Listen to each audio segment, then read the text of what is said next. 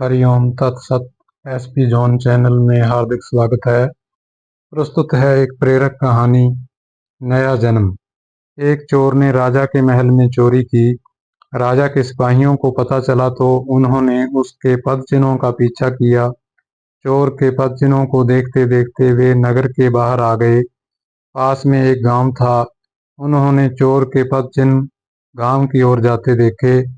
सिपाहियों ने गांव के बाहर चक्कर लगाकर देखा कि चोर गांव से बाहर नहीं गया, गांव में ही है। गांव में जाकर उन्होंने देखा एक जगह सत्संग हो रहा है और बहुत से लोग बैठकर सत्संग सुन रहे हैं। सिपाहियों को संदेह हुआ कि चोर भी सत्संग में लोगों के बीच बैठा होगा। वे वहीं खड़े होकर उसका इंतजार करने लगे।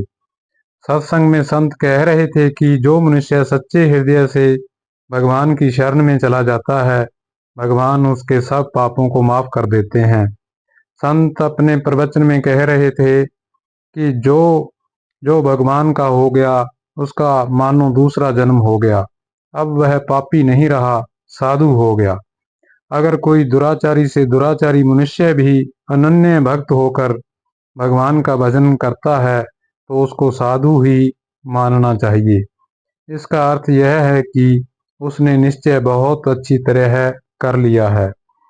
चोर बैठा वहीं सुन रहा था। उस पर सत्संग की बातों का असर पड़ा। उसने वहीं बैठे बैठे यह दृढ़ निश्चय कर लिया कि अब मैं भगवान की शरण लेता हूँ। अब मैं कभी चोरी नहीं करूँगा, मैं भगवान का हो गया। सत्संग समाप्त हुआ। लोग उठकर बाहर जाने लगे। बाहर राजा के सिपाही सबके पैरों के निशानों को देख रहे थे। चोर बाहर निकला तो सिपाहियों ने उसके पदचिन्हों को पहचान लिया और उसको पकड़ लिया। सिपाहियों ने चोर को राजा के सामने पेश किया और कहा कि महाराज, हमने चोर को पकड़ लिया है, इसी आदमी ने चोरी की है। राजा ने चोर से पूछा, इस महल में तुमने चोरी की? सच सच बताओ, तुमने चोरी किया धन कहाँ रखा है? चोर ने दृढ़ता पूर्वक कहा, महाराज, चोरी मैंने नहीं की। सिपाही बोले, महाराज, यह झूठ बोलता है। हम इसके पदचिन्हों को पहचानते हैं। इसके पदचिन्हों से साफ सिद्ध होता है कि चोरी इसी ने की है।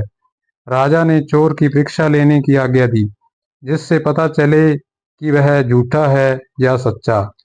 चोर के हाथ पर पीपल के ढाई पत्ते रखकर उसको कच्चे सूत से बांध दिया गया। फिर उसके ऊपर गर्म करके लाल किया हुआ लोहा रखा। उसका हाथ जलना तो दूर रहा, पत्ते और सूत भी नहीं जला। उसने लोहा नीचे फेंका। जहां वह गिरा वह जगह काली हो गई। राजा ने देखा कि इसने वास्तव में चोरी नहीं की है, यह निर्दोष है। अब राजा सिपाहियों पर बहुत नाराज हुआ कि तुम लोगों ने एक निर्दोष पुरुष पर चोरी का आरोप लगाया। तुम लोगों को दंड दिया जाएगा।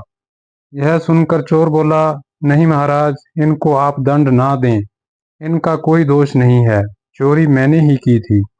राजा ने सोचा कि यह साधु पुरुष है, इसलिए सिपाहियों को दंड से बचाने के लिए चोरी का दोष अपने पर ले रहा है। राजा बोला, तुम इन पर दया करके इनको बचाने के लिए ऐसा कह रहे हो, पर मैं इनको अवश्य दंड दूंगा। चोर बोला, महाराज, मैं झूठ नहीं बोल रहा हूँ, चोरी मैंने ही की थी। अगर आपको विश्वास ना हो तो अपने आदमियों को मेरे साथ भेजो। मैंने चोरी का धन जंगल में छिपा कर रखा है, वहां से लाकर दिखा दूंगा। राजा ने अपने आदमियों को चोर के साथ भेजा। चोर उनको वहां ले गया जहां उसने धन जमीन में गाड़ रखा था।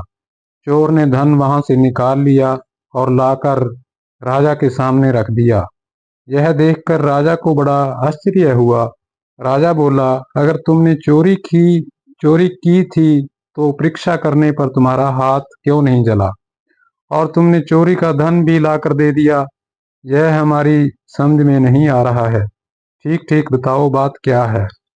चोर बोला, महाराज, मैंने चोरी करने के बाद धन को जमीन में गाड़ दिया और गांव में चला गया। वहां एक जगह सत्संग हो रहा था। मैं वहां जाकर लोगों के बीच बैठ गया। सत्संग में मैंने सुना कि जो भगवान की शरण लेकर पुनः पाप ना करने का निश्चय कर लेता है, उसको भगवान सब पापों से मुक्त कर देते हैं, उसका नया जन्म हो जाता है। इस बात का मेरे पर असर पड़ा और मैंने दृढ़ निश्चय कर लिया कि अब मैं कभी चोरी नहीं करूंगा।